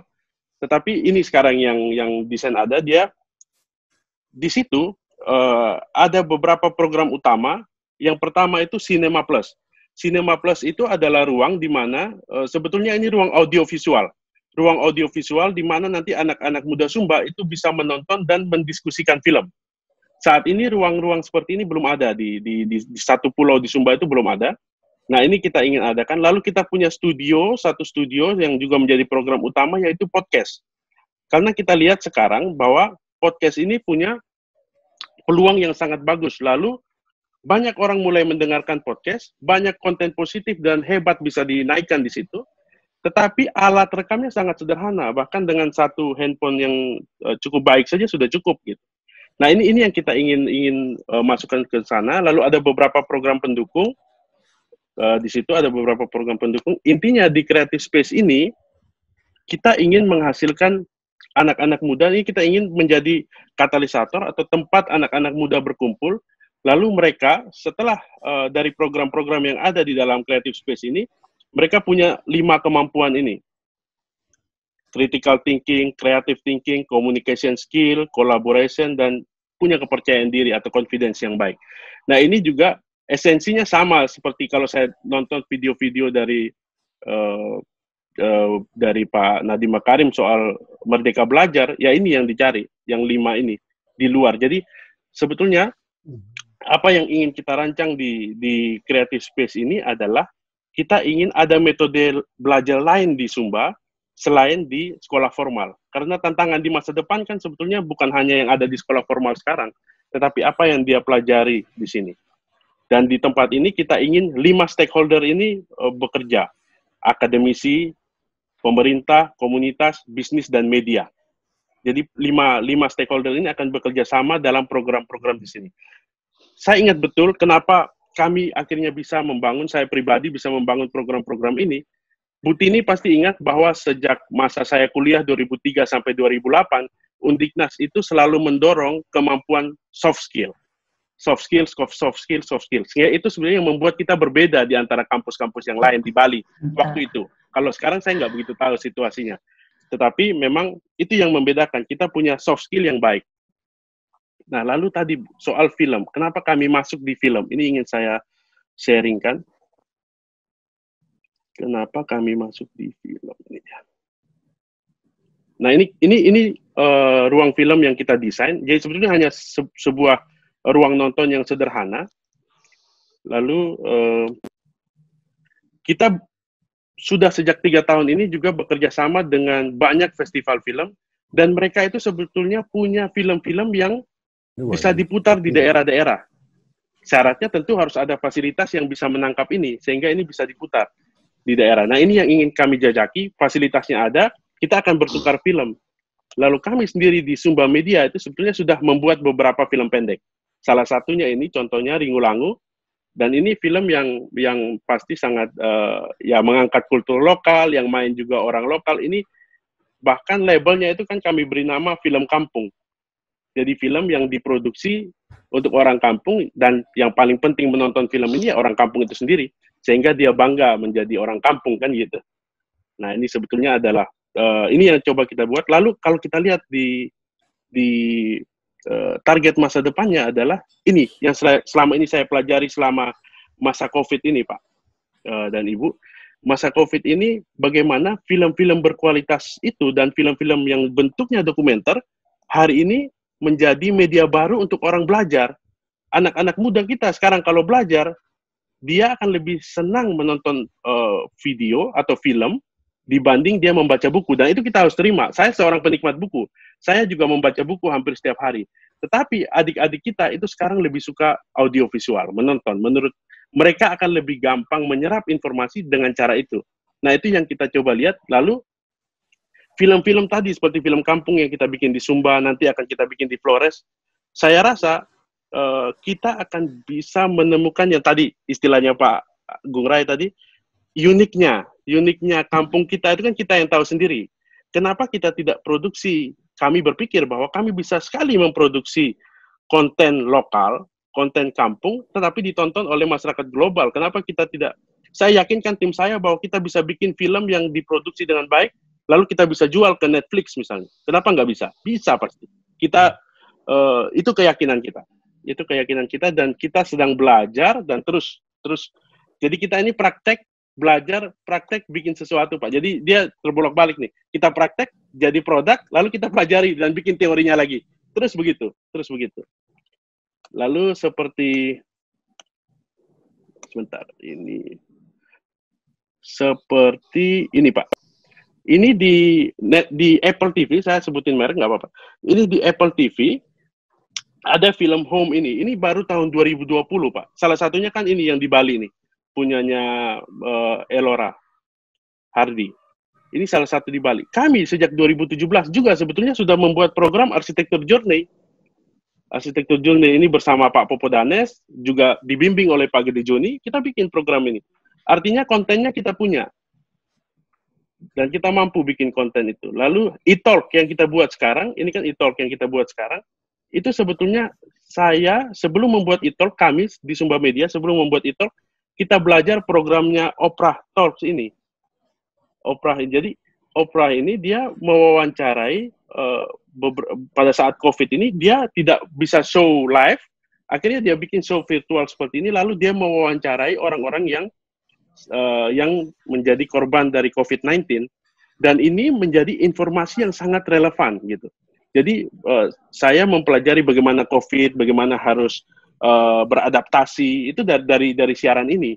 Makanya kita punya ide untuk, wah kalau kita bikin e-talk dan bisa menghadirkan tokoh-tokoh yang sesuai dengan produk-produk, dengan isu-isu terkini, ini akan menarik. Nah, kurang lebih itu yang sudah kita lakukan di saat ini, sudah kita lakukan, dan kita memang berharap Pak Dirjen, Bapak-Bapak semua, Ibu-Ibu, bahwa sudah 3 tahun ini kami melakukan ini di dunia cloud atau di virtual. Nah, sekarang memang dan bagusnya kita sudah berkomitmen dengan Pak Bupati, kita akan bangun creative space. Kalau tidak ada COVID, ini pasti kita udah mulai bangun sebenarnya. Pasti kita sudah mulai membangun, dan ini memang kita akan geser ke tahun depan. Tetapi semua di dalam forum Webakul City Creative Forum itu bersepakat untuk mensukseskan di darat ini. Dan saya yakin program-program dari Kementerian Tenaga Kerja untuk ada pelatihan dan segala macam pasti sangat bisa, Pak. Nanti kita bersinergi bersama di sini. Intinya bahwa anak-anak muda di Timur, anak-anak muda di NTT, di Sumba itu ingin sama-sama membangun Indonesia. Tidak hanya, kalau dulu mungkin membangun dari pusat, hari ini kami yakin pembangunan itu dari pinggir. Kurang lebih itu yang saya bisa sampaikan. Baik. Terima kasih Kak Bu Billy yang telah berbagi dari sudut pandang jejaring kota kreatif ya, di mana di sini Kak Umbu berbagi mengenai satu creative space yang akan diwujudkan di Sumba sebagai laboratorium kreatif Bapak untuk SDM NTT, mewujudkan bagaimana mereka bisa mengemas narasi dan memori kultural masyarakat NTT dalam sebentuk laboratorium itu ya, dengan pendekatan-pendekatan teknologi. Mungkin saya akan kembali lagi ingin meminta pandangan Bapak Dirjen, karena tadi kita bisa merangkum ya dari hal-hal yang disampaikan oleh narasumber lainnya. Sebelum nanti kita bicara tentang hal lain yang terkait dengan creative space, menunggu respon dari Bapak Dirjen juga, yang ingin kami tanyakan adalah bagaimana sebenarnya narasi atau perjalanan kebudayaan masyarakat Indonesia itu yang memiliki karakteristiknya sendiri bisa menjadi satu capital yang tetap bisa mumpuni dan sustainable dengan menggunakan akselerasi teknologi saat ini, Pak. Karena bicara daya saing bukan hanya tentang akselerasi teknologi, tapi bagaimana ada hal-hal atau value yang bisa dikemas dalam teknologi itu, seperti narasi dan capaian-capaian seni dan perjalanan kebudayaan masyarakat Indonesia. Dalam hal ini kita bicara tadi ya mengenai perjalanan kebudayaan masyarakat Bali dan Indonesia Timur. Silakan Pak Satrio. Terima kasih ya. Pertama-tama saya ingin memberikan apresiasi pada seluruh narasumber ya. Saya melihat di sini ada kesamaan kita seluruh narasumber. Adanya rasa optimisme bahwa kita akan survive baik pada masa pandemi dan juga revolusi industri generasi keempat. Ini saya sangat mengapresiasi karena saya sendiri sangat optimis itu, bahwa kita akan bisa survive dan akan menjadi pemenang dalam berbagai perubahan-perubahan yang terjadi di dunia ini. Selanjutnya saya ingin memberikan pendapat tentang tadi disinggung Pak Agung dan juga Pak Umbu Billy ya, masalah menarasikan sesuatu produk, sesuatu jasa, sesuatu apapun juga bilang itu. Ini saya menganggap ini sangat penting sekali, bahwa itu akan memberikan value added yang luar biasa terhadap suatu produk ataupun jasa. Saya ingat ketika awal dunia ini menghadapi booming online shop, ketika pembelian semuanya, penjualan barang, penjualan jasa melalui online, begitu banyak industri retail yang tiarap. Kita lihat aja beberapa industri retail khususnya di Indonesia, ada Ramayana, ada Matahari, ada Hero dan sebagainya, tiarap semua. Dan itu bukan hanya di Indonesia, di dunia pun juga tiarap. Tetapi ternyata Singapura itu paling cepat bangkit industri retailnya. Dan itu kita buktikan bahwa masih banyak orang Indonesia yang datang ke sana untuk berbelanja di sana kan. Saya pengen tahu sebenarnya kenapa Singapura itu bisa survive ya, bisa cepat bangkit. Ternyata yang dilakukan Singapura itu tadi menarasikan produk dan jasanya. Setiap produk itu ada sejarahnya, ada produksinya dan sebagainya. Sehingga ini membuat industri itu bisa menggeliat kembali, tetap survive, dan wisatawan, pengunjung, pembeli itu tetap tertarik ke sana. Kalau kita tidak berkreasi seperti itu, tentunya kita akan ketinggalan. Makanya saya sangat mendukung sekali sebenarnya produk-produk produk baik itu barang dan jasa di Indonesia ini mempunyai value added yang luar biasa apabila kita bisa mengemas dengan baik. Tadi Pak Agung sudah mengatakan adanya museum itu tidak hanya melihat koleksinya, tapi juga melihat nilai-nilai yang hidden knowledge dan hidden value di koleksi tersebut. Itu luar biasa, Pak. Saya sangat setuju tadi Bang Billy juga sudah menyebutkan menarasikan sesuatu dan sebagainya. Ini luar biasa, Mbak. Saya setuju sekali. Dan kami juga sangat setuju tadi ada Bu Tini, Beli Putu, dan juga Pak Wiwin yang mengatakan bahwa kreativitas, inovasi, dan adaptasi itu sangat penting. Karena adaptasi untuk masa depan kita ini luar biasa sekali. Karena kita tidak bisa tidak bahwa kita harus beradaptasi. Dan juga tadi diingatkan oleh Bang Putu bahwa pentingnya pemasaran bagi kita untuk mempromosikan segala sesuatu yang ada di Indonesia. Saya terus terang sampai sekarang itu masih sangat-sangat prihatin. Indonesia itu punya potensi yang luar biasa yang tidak ada yang nyaingi, khususnya di dunia pariwisata, ini sektor pariwisata, itu potensinya nggak ada yang mengalahkan di Indonesia. Tapi ternyata kita masih kalah dengan Thailand, bahkan dengan Malaysia pun kalah, yang sebenarnya mereka minim resources untuk dikunjungi. Tapi mereka bisa mengemas promosi, contohnya Thailand dengan Malaysia Truly Asia.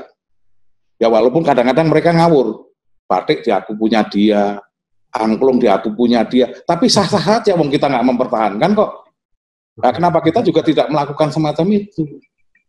Nah ini yang nggak perlu diinikan. Jadi Bang Putu tadi sangat menarik bahwa kita bisa memanfaatkan teknologi informasi, penyesuaian keterampilan untuk mendukung pemasaran. Sebenarnya banyak sekali jenis-jenis pekerjaan baru yang tidak terpikirkan oleh kita 10 tahun yang lalu atau 5 tahun yang lalu. Kita tidak aware, tidak tahu 10 tahun yang lalu apa itu YouTuber. Baru kita kaget ketika ada Atta Halilintar, ada Ria Ricis. Kita kaget. Wah, ternyata YouTuber luar biasa. Sekarang muncul YouTuber baru yang cepat sekali karena dia bisa memanfaatkan pandemi COVID, yaitu Ucup dari Klaten yang dengan badmintonnya ini. Rupanya mereka tadinya hanya dapat uangnya hanya puluhan ribu, ratusan ribu, sekarang sudah sampai 1 miliar sebulan. Miliaran sebulan. Ini kan banyak peluang asal kita kreatif. Kita bingung ketika Atta Halilintar, Ria Ricis muncul. Ternyata itu adalah pekerjaan yang sangat menjanjikan. Dan sebenarnya pekerjaan itu banyak. Kalau tadi Bang Billy membuat kreatif space, inilah yang harus dicontoh oleh teman-teman di daerah-daerah lain. Karena kreatif space itu akan memunculkan entrepreneur-entrepreneur baru yang akan menjadi penumpang ekonomi daerah dan juga penumpang ekonomi di Indonesia. Saya juga tadi mencatat apa yang dikatakan oleh Pak Wiwin ya, pendidikan formal tidak menjamin, yang penting adalah keterampilan. Saya sangat setuju sekali Pak.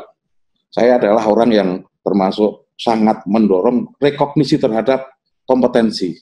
Namun ternyata dunia kerja belum semacam itu. Kalau kita mempunyai orang yang sangat terampil, selalu ditanya. Contohnya aja kalau kita melihat lowongan pekerjaan, mana pernah kita ditanya keterampilannya atau standar sertifikasi kompetensinya, yang ditanya pasti ijazahnya. Itu mindset kita secara umum. Tetapi kalau di Bali saya mengakui bahwa keterampilanlah yang lebih diutamakan daripada pendidikan formal. Bahkan saya mempunyai satu program pelatihan, Pak, yang program pelatihan itu kita namakan teknisi ahli. Dia lulus SMA, masuk pelatihan di kita 2 tahun. Saya berani jamin kemampuannya, keterampilannya, kompetensinya melebihi lulusan D3. Tetapi ketika masuk kerja, yang dipakai hitung-hitungan adalah ijazah SMA-nya, karena pelatihan kami tidak memiliki ijazah formal. Yang kita harapkan adalah ada penyetaraan kualifikasi kompetensi terhadap pendidikan formal. Ini yang harus kita lakukan, Mbak, sehingga orang tidak hanya meniti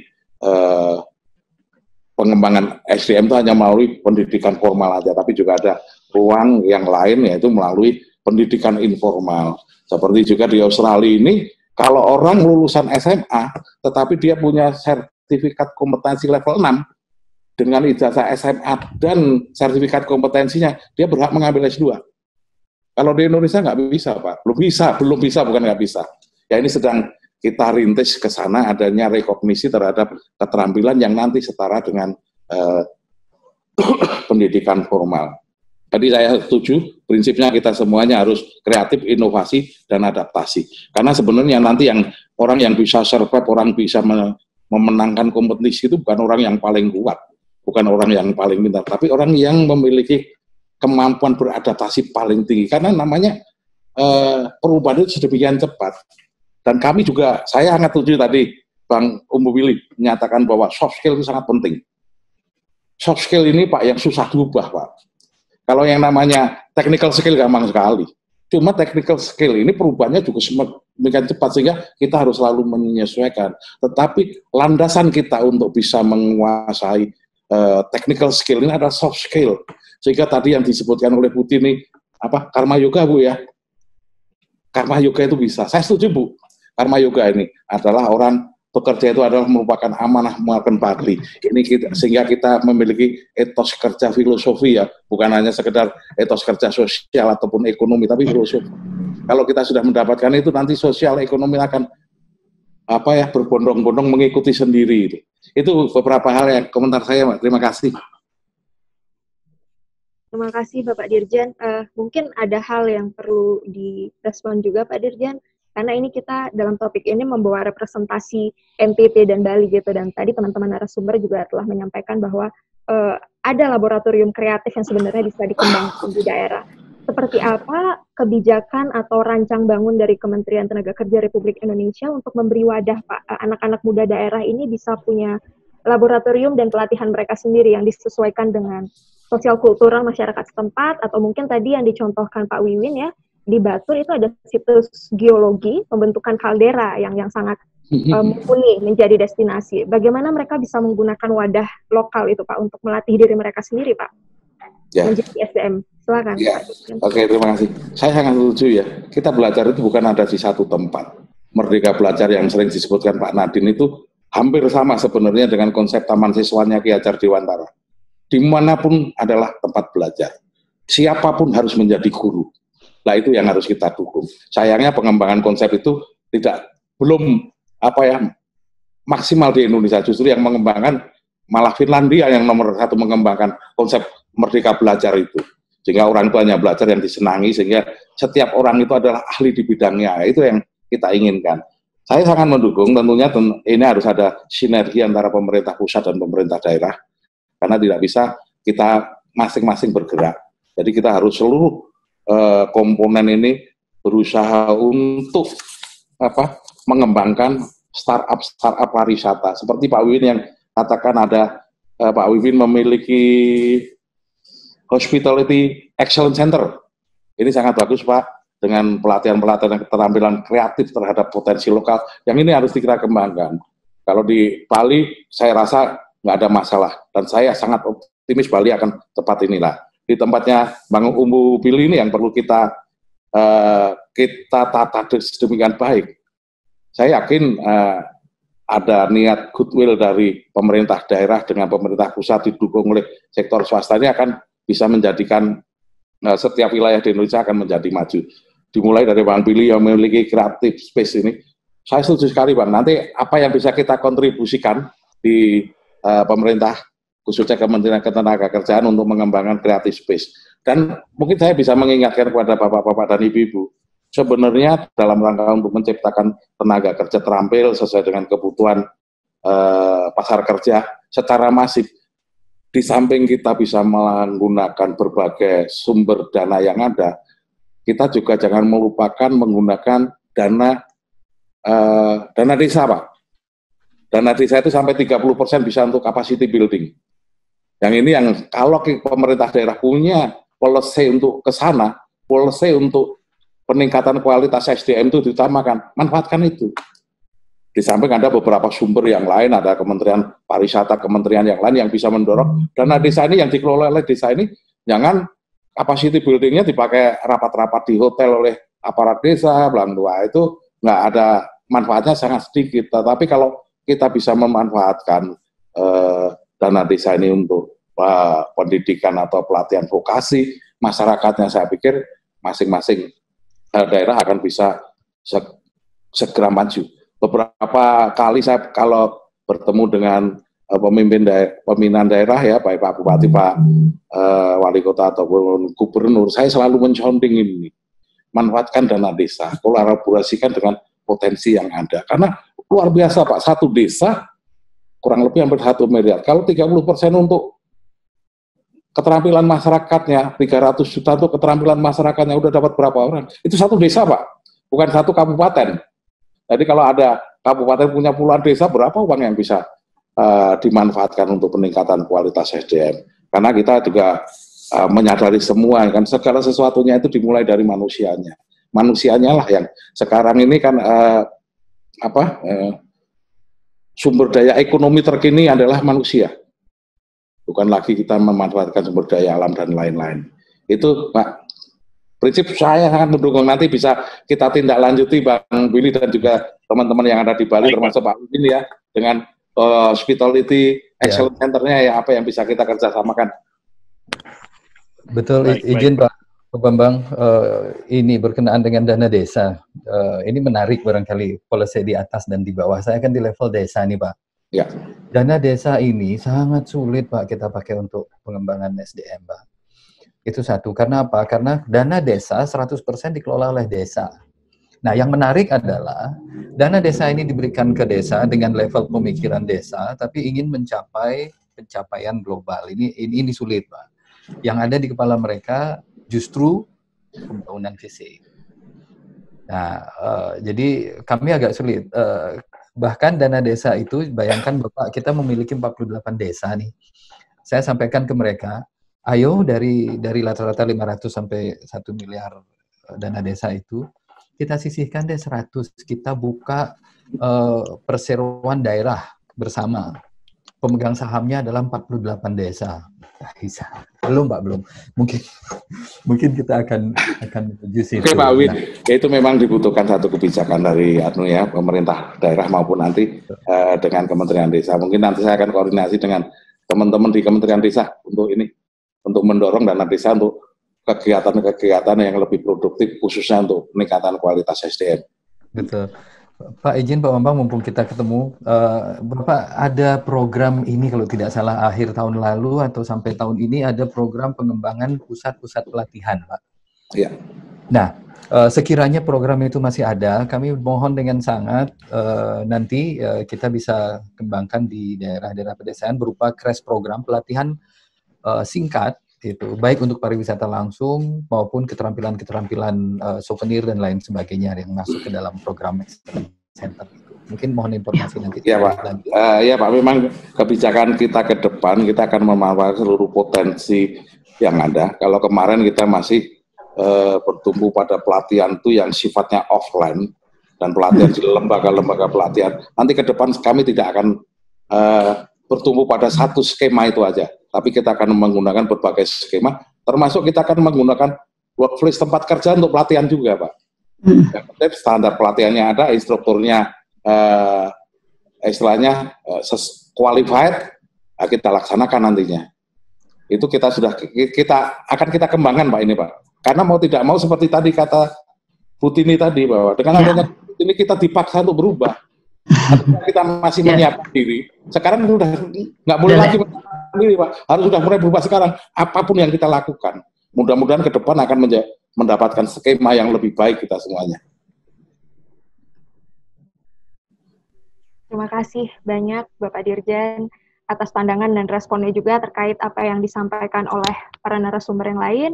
Tentu kita berharap topik kita pada pagi hari ini juga bisa membantu bagaimana sektor industri hospitality di beberapa daerah lainnya juga terkait kesiapan SDM juga dalam menghadapi new normal maupun kemajuan industri 4.0.